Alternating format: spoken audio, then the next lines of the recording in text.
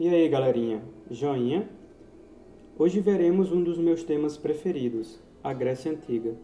Poucas civilizações foram tão marcantes para a história mundial, talvez a civilização a quem mais devemos em inúmeros aspectos. Da Grécia Antiga, herdamos não só uma extensa gama de conhecimentos científicos, no campo da matemática, com Tales, Pitágoras, Erastótenes, Euclides, como também os grandes fundamentos do pensamento filosófico e político, com Sócrates, Aristóteles, Drácon, que culminaram em nossa democracia moderna. Também nossos padrões estéticos de arte e beleza foram herdados dos gregos, influenciados por suas esculturas, arquitetura e teatro. Foram os pais da tragédia, da sátira, da comédia e do drama. Vamos conhecê-los? Lembrando a dica inicial de sempre. Vá para um local ideado de estudos. Use fones de ouvido, faça anotações e, sobretudo, revise. Aprendizado é, sobretudo, repetição. Pois bem, a periodização da história da Grécia Antiga é dividida em 5 grandes fases, do período pré-homérico, por volta de 2000 a.C., até o período helenístico, com a chegada dos macedônicos, por volta do século III a.C. Lembrando que agora estamos falando da sociedade antiga ocidental, que pertence a um modo de produção escravista. Se você desconhece esse conceito, em breve vou lançar um vídeo explicando de forma detalhada a linha do tempo, os principais eventos que marcam a divisão sistemática da história e os modos de produção de cada período. O período pré-homérico, galerinha, refere-se ao processo de formação social da Grécia. No princípio, vamos ter 3, os pelágios, os primeiros povos que já habitavam essa região, junto aos aqueus, que chegaram de fora, os indo-europeus, e os cretenses, que viviam em Creta, ilha mais abaixo do Peloponeso. Peloponeso quer dizer o conjunto de ilhas que forma a Grécia, onde houve uma fusão dessas culturas por volta de 2000 a.C. Como viviam em uma ilha, era de se esperar que desenvolvesse um forte comércio marítimo, e é daí que vai surgir o termo talassocracia, que quer dizer o poder dos mares. Percebam que, diferente do Egito e da Mesopotâmia, que se organizaram em regiões marcadas por grandes extensões de terra, desertos, rodeadas por rios, aqui nós teremos várias penínsulas, ilhas e mares. O mar Mediterrâneo será aqui o principal mar do mundo antigo e nele ocorrerão as grandes guerras, os comércios e aventuras de inúmeras civilizações. Pois bem, a partir do século XV a.C. chegarão outros 3 povos que se fundirão a essa civilização e se espalharão por toda essa região do oeste do Mediterrâneo, os jônios, os dórios e os eólios. A informação importante a se reter a respeito desses povos é que os dórios serão responsáveis pela criação da cidade de Esparta e por realizar grandes invasões, estimulando a imigração dos demais povos para outras regiões, tais como Siracusa e Magna Grécia, que se localiza em verdade hoje no que seria a Itália, e os jônios, que serão responsáveis pela cidade-estado mais conhecida de todas, que com certeza você já ouviu falar, Atenas. Guarde essa informação, Dórios Esparta, os jônios Atenas. O período homérico, por sua vez, recebeu esse nome em homenagem a Homero, grande narrador grego que ficou mundialmente conhecido por suas 2 principais obras, a Ilíada e a Odisseia. Você já deve ter ouvido falar delas, não em livros, mas em filmes. Lembra de Troia, o filme? A Ilíada narra os principais eventos da guerra entre os gregos e troianos, que possivelmente ocorreu nesse período, mas totalmente recheada de misticismo, mitologias e contos maravilhosos. Segundo a narrativa, tudo teria começado no Olimpo, que é a morada dos deuses. Em um banquete, onde estavam as mais belas deusas gregas, Afrodite, Hera e Atenas, a deusa Íbris, deusa da discórdia, profundamente despeitada, decide jogar um pomo de ouro no meio da mesa, onde nele estava escrito, para a mais bela. O caos estava instalado. Cada uma, reivindicando para si o título de a mais bela, exigem de Zeus, pai e esposo, que julgasse o caso. É importante lembrarmos que na mitologia grega os deuses são iguais a nós mortais, raivosos, ciumentos, eventualmente generosos, mas com uma única diferença, eles eram imortais. Zeus, que não queria arrumar problema para si, delega a Paris, um príncipe troiano, que decida por ele. Nesse instante, as deusas tentam suborná-lo, para ganhar a todo custo o título. Hera oferece poder, riquezas, mas veja só, ele era um príncipe, já possuía tudo isso. Atenas oferece sabedoria, capacidade de discernimento. Nossa, nem de longe ele estava interessado. Por fim, Afrodite, a deusa do amor, oferece para ele o coração de Helena, a mulher mais bela da Grécia. O sonho de todo homem, uma mulher extremamente bela, extremamente apaixonada. Não pensou duas vezes e decidiu por julgar Afrodite a mais bela. Só que olha só, Helena já era casada com Menelau, um dos reis da Grécia. Paris ainda assim a leva consigo de volta para Troia, e aí começa a guerra tão bem retratada no filme. A Odisseia, por sua vez, é a volta de um desses reis que acompanhou Menelau ao ir para Troia, de volta para a Grécia. O rei de Ítaca, Odisseu, em que faz aventuras maravilhosas. Há também um filme muito bacana da década de 90 com o mesmo nome, A Odisseia, que recomendo a todos assistirem. Por fim, outro grande escritor grego foi Peisandro, que escreveu o trabalho Os Dias, mais conhecido como Os 12 Trabalhos de Hércules, que conta a narrativa de um dos principais heróis da mitologia grega, rumo à imortalidade. Pois bem, para quem é meu aluno presencial ou que já assistiu minha videoaula sobre o Egito, aprendeu que o processo de formação por lá, as pequenas vilas até as cidades, chamou-se de nomos, que eram governados por monarcas. Aqui ocorrerá o mesmo, só que terá outro nome. Se chamará os gênios, que eram pequenas unidades produtivas com base coletiva, ou seja, sem uma grande divisão de classes e com divisão igualitária da produção. Não era liderada propriamente por um rei, mas por um pater familiae, que quer dizer pai de família, que era ao mesmo tempo um líder religioso, político e militar. Contudo, pessoal, com o crescimento das aldeias em grandes cidades, houve a necessidade de um maior controle das terras, e a partir de então teremos sim a criação de uma sociedade baseada em critérios de classe, com noção de propriedade privada. A transição do período homérico para o arcaico se dá justamente nesse processo, da desestruturação da sociedade gentílica para o início do processo de formação das cidades-estado. E aqui temos um dos pontos mais importantes do assunto como um todo, a criação dessas cidades. Esse conceito ele se aplica a todas as grandes civilizações do mundo antigo, mas a título de provas do Enem é aqui, e principalmente em Roma, que ele é mais cobrado. Podemos entender a cidade-estado, então, como uma cidade que tem autonomia de governo, as instituições políticas que comandam a cidade, autonomia legislativa, das leis que ali se criam e se praticam, autonomia religiosa e administrativa. Mas daí você pode dizer, professor, eu não vejo então diferença entre minha cidade, que de fato não é uma cidade-estado, dessas cidades do mundo antigo. Nos dias de hoje também temos leis municipais, instituições municipais e administração própria. É sim, mas façamos uma comparação nesse sentido. Tome a cidade de João Pessoa, a cidade mais linda do Brasil, e a cidade de Florianópolis, que também é muito bonita, por exemplo.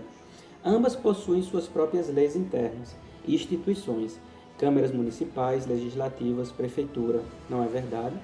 Mas todas elas estão sob uma hierarquia maior, que é o Estado brasileiro.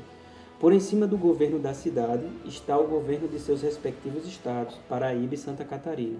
E por em cima deles ainda há uma hierarquia superior que são as das instituições políticas federais, personificadas principalmente na imagem do Executivo, o Presidente da República, o Congresso, Câmara dos Deputados Federais e Senadores e o STF, Supremo Tribunal Federal, que por sua vez são submetidas à nossa Carta Magna, a Constituição de 1988, por sinal nossa 7ª Constituição, que todo brasileiro deve obedecer. Na Grécia, havia um sentido de pertencimento, de uma unidade. Ah, eu falo grego, Esparta fala grego, Atenas fala grego, eu sou grego. Temos práticas culturais parecidas, contudo, o que se decide em uma cidade nada interfere na vida da outra. Havia a noção de um povo grego, mas não de uma nação-estado como entendemos hoje o Brasil. Tanto é assim que Esparta possuirá um sistema de governo totalmente diferente do de Atenas. Seria como dizer que, por exemplo, você vai ter em João Pessoa um sistema comunista e em Natal um sistema capitalista. Isso não pode ocorrer nos dias de hoje dentro do Brasil. Tá? E esse é o tópico principal do período arcaico. Enquanto Esparta, que tinha um governo fortemente militarizado, optará por uma oligarquia, isto é, um governo de poucos, Atenas será o primeiro exemplo na história da humanidade da prática da democracia. isto é, o poder pela primeira vez não nas mãos de um faraó, filho de Ra, ou enviado por um deus como na Mesopotâmia, mas nas mãos do povo. Mas aqui cabe ressaltar suas peculiaridades. Houve sim democracia, mas uma democracia excludente e censitária. É o que, professor? Esses dois palavrões mesmo. Censitária, minha gente, quer dizer que no início apenas as classes abastadas, os detentores de terra, poderiam votar. E excludente porque a mulher não tinha o direito ao voto, ainda que fosse alguém da nobreza. Mas conseguem ver a grande ruptura que isso representa para a história da humanidade? Começamos a partir daí a refinar uma forma de governo onde aos poucos podíamos reivindicar direitos e lutar pelos interesses de cada classe. Mas é importante lembrar que estávamos em uma sociedade escravista, que a base de produção era o escravo, que poderia ser por guerras ou por dívidas e que este sim, pouco ou nada teve de direitos. Pois bem, então nesse período o que haverá é o aparecimento dos grandes legisladores, isto é, homens que começaram a pegar as leis consuetudinárias, isto é, as leis que eram passadas de forma oral, pela fala, para a lei escrita. O primeiro deles foi Drácon, foi o primeiro a fazer isso e criou o primeiro sistema de leis grego, mantendo, contudo, os interesses dessas classes dominantes. Já Solon, em 594 a.C., aboliu a escravidão por dívidas, a importância que ele teve e que agora apenas os escravos eram de guerra e não mais por dívidas. Mas, da mesma forma, preservou o direito censitário, isto é, apenas os homens ricos tinham direitos políticos. Para quem puder achar isso distante da história brasileira, basta lembrar que nossa primeira Constituição, ainda no período de Dom Pedro I, a Constituição outorgada de 1824, também chamada de Constituição da Mandioca, também previa uma sociedade censitária, onde apenas os homens ricos, os grandes proprietários de terra, poderiam votar. Mas vamos voltar para a Grécia Antiga. No período clássico, teremos dois grandes nomes e dois grandes conflitos. Vejamos eles. O primeiro foi Clístenes, também chamado de pai da democracia, que governou Atenas por volta de 510 a.C. Seu grande feito foi ter ampliado o poder de uma das principais instituições políticas da época, a Eclesia, que quer dizer Assembleia em grego, onde a partir de então mais de 6.000 membros passavam a ter poderes decisórios, fiscalizando a atuação das demais instituições políticas. Podemos dizer sem sombra de dúvida que esse foi o grande pontapé inicial da democracia, uma pequena conquista para uma civilização, mas um passo gigantesco para a humanidade. Péricles, por sua vez, é conhecido por governar Atenas em sua época de ouro, por volta de 420 a.C., quase 100 anos depois, onde houve um grande crescimento cultural nas artes e na arquitetura. É dessa época a construção do Partenon, que quer dizer virgem, templo dedicado a Atena, a grande filha de Zeus, deusa da guerra defensiva, da sabedoria e dos artesãos. Com relação às guerras, teremos as guerras médicas e a Confederação do Peloponeso. As guerras médicas, minha gente, foram as guerras travadas entre os gregos e os persas pelo controle do mar Egeu, onde havia intenso comércio marítimo, principalmente contra a imagem do imperador medo-persa Artaxerxes. Os gregos, para tanto, formaram a Liga de Delfos, onde uniram as principais cidades-estado contra esse novo inimigo comum. Era liderada por Atenas e, em segundo plano, Esparta. Assistiram os 300 de Esparta? É daquela época. O filme ressalta o caráter militar e o apreço ao combate que os espartanos tinham. De fato, a criança espartana era colocada para o combate, assim como a mulher desde cedo, e se nascesse com falhas físicas, era geralmente descartado. Da mesma forma, o filme mostra a tentativa de um pequeno grupo de 300 guerreiros gregos, liderados pelo rei espartano Leônidas, em proteger o desfiladeiro de Termópilas contra um exército infindável do outro lado das montanhas. E de fato isso aconteceu. Ficou conhecido como os 300 de Esparta. O filme peca, contudo, em muitos aspectos, principalmente ao colocar Xerxes, interpretado por Rodrigo Santoro, com aquele figurino, semi-nu e careca, já que os persas jamais se vestiriam daquele jeito. Mas vamos dar um desconto. Para um filme que não tem nenhuma obrigação de ser fiel à história real, a adaptação vale sim a pena ser vista. Os gregos ganham essa guerra e forçam os persas a assinarem a Paz de Simon em 449 a.C., onde eles garantem abandonar suas intenções imperialistas no mar Egeu. Mas essa guerra criará outro problema que custará muito caro para os gregos. Como Atenas ganhou muito poder e prestígio em virtude de ter liderado as guerras médicas, passou a ser a principal cidade-estado da Grécia e começou a cobrar inúmeros tributos em troca de proteção e vantagens comerciais para as outras cidades.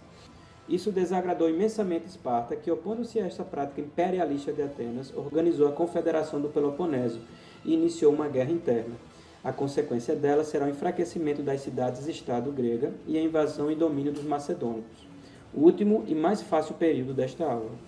Aproveitando desse enfraquecimento, a Macedônia, região hoje que fica ao norte da Grécia continental, junto à Albânia e à Bulgária, liderados por Filipe II, foram paulatinamente dominando a Grécia.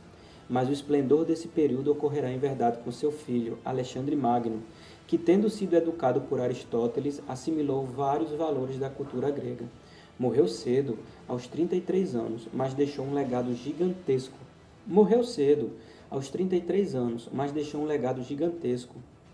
Foi um general tão extraordinário que conquistou inúmeras civilizações. Culturalmente, o resultado das campanhas de Alexandre foi a fusão da cultura grega com a oriental, transformando uma e outra em uma nova forma de expressão artística e científica. Chamamos a esse processo de helenismo. Isso não cai no Enem, gente, isso desperta. No campo das ciências, destacou-se Aristóteles de Cirene, que calculou ainda naquela época, minha gente, 250 a.C., a circunferência da Terra a um valor muito próximo do da atualidade. E ainda tem gente 2.300 anos depois que acredita que a Terra é plana. Vê se pode. Da mesma forma, no pensamento, desenvolveram o humanismo, colocando o homem no centro e razão de todas as coisas, valor este que será resgatado apenas séculos depois com o Renascimento. E por fim, na filosofia, onde criou-se novas doutrinas, o estoicismo, o epicurismo e o ceticismo. Mas essa história é para outro professor contar.